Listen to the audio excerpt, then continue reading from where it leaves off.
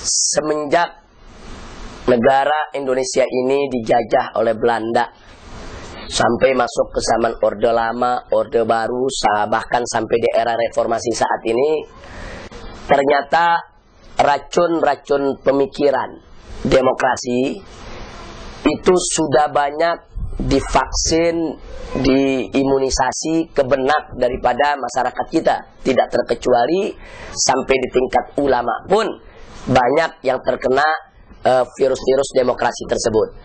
Nah, ini bisa kita maklumi. Yang pertama, ya memang karena yang berkuasa di Indonesia selama ini adalah mereka-mereka yang tidak mengerti tentang Islam, mereka-mereka yang memang menjadi pejuang-pejuang demokrasi, dan mereka-mereka yang punya pola pikir sekuler.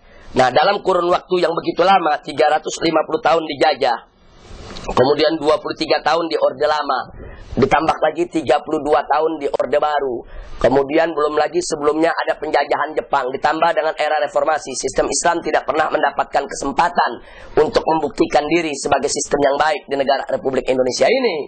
Maka wajar kalau virus-virus tersebut sudah menyebar ke semua lini, sampai banyak ulama-ulama pun akhirnya ikut terkena virus tersebut.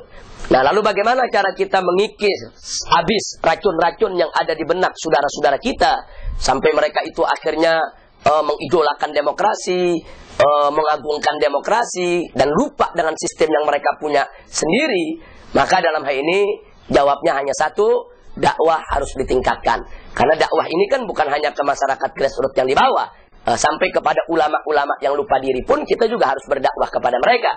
Nah, dakwah ini tentunya banyak punya bentuk. Ada dakwah dengan tulisan, dakwah dengan lisan, dakwah dengan lewat diskusi, dialog, seminar, lewat penulisan buku, dan seterusnya dan seterusnya. Insya Allah dengan kita genjot terus itu daripada dakwah yang ada, kita ajak diskusi kiai-kiai kita, ulama-ulama kita sosialisasikan sampai akar rumput yang paling bawah sekalipun, insya Allah suatu saat umat Islam akan mengerti apa itu Islam dan apa itu demokrasi.